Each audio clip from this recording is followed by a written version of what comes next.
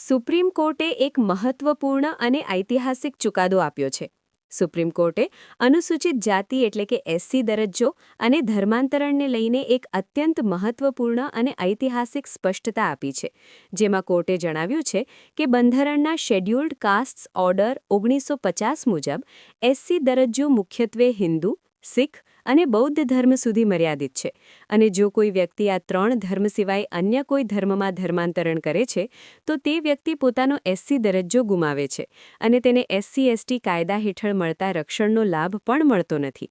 આ નિર્ણય ન્યાયાધીશ પ્રશાંત કુમાર મિશ્રા અને ન્યાયાધીશ મનમોહન સિંહની બેન્ચ દ્વારા આપવામાં આવ્યો હતો, જેમાં આંધ્રપ્રદેશ હાઈકોર્ટના અગાઉના આદેશને યથાવત રાખવામાં આવ્યો છે.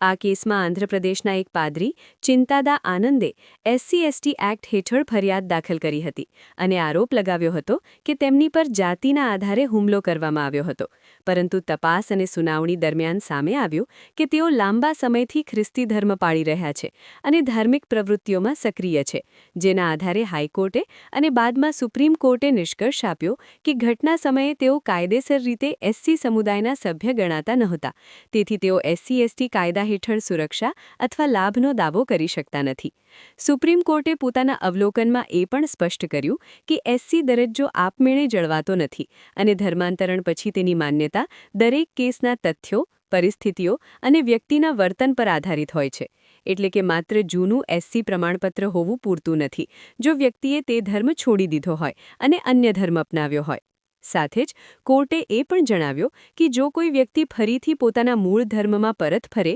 જેમ કે હિન્દુ, શીખ અથવા બૌદ્ધ ધર્મમાં, અને તેની મૂળ જાતિના સમુદાય દ્વારા તેને ફરી સ્વીકારવામાં આવે તો તે વ્યક્તિ પોતાના એસસી દરજ્જાને પુનઃસ્થાપિત કરવા માટે દાવો કરી શકે છે, પરંતુ તે માટે તેને પુરાવા રજૂ કરવા પડે કે તે મૂળ એસસી સમુદાયમાં જન્મેલો હતો, તેણે અન્ય ધર્મનો ત્યાગ કર્યો છે અને સમુદાયે તેને ફરી સ્વીકાર્યો છે. આ ચુકાદો બંધારણીય જોગવાઈઓ, ખાસ કરીને 1950ના આદેશ અને અગાઉના ન્યાયિક નિર્ણયો પર આધારિત છે અને તેનો મુખ્ય ઉદ્દેશ્ય કાયદાની સ્પષ્ટતા કરવો અને એસસી/એસટી કાયદાના લાભોનો ઉપયોગ યોગ્ય રીતે થાય તે સુનિશ્ચિત કરવો છે. આ નિર્ણય એવા અનેક કેસોમાં માર્ગદર્શક સાબિત થઈ શકે છે જ્યાં ધર્માંતરણ પછી વ્યક્તિના સામાજિક અને કાનૂની દરજ્જા અંગે પ્રશ્નો ઊભા થાય છે, કારણ કે સુપ્રીમ કોર્ટનું સ્પષ્ટ મંતવ્ય છે કે કાયદાનો લાભ માત્ર તે જ વ્યક્તિને મળશે જે કાયદામાં નિર્ધારિત શરતો અને માપદંડો પૂર્ણ કરે છે અને વ્યક્તિની ધાર્મિક ઓળખ અને સામાજિક સ્થિતિ આ મામલામાં મહત્વપૂર્ણ ભૂમિકા ભજવે છે. કુલ મળીને આ ચુકાદો ધર્માંતરણ, સામાજિક ન્યાય અને બંધારણીય અધિકારો વચ્ચેનું સંતુલન જાળવવા માટે એક મહત્વપૂર્ણ પગલું માનવામાં આવે છે અને દેશભરમાં આવા મુદ્દાઓ પર કાનૂની દિશા પ્રદાન કરે છે.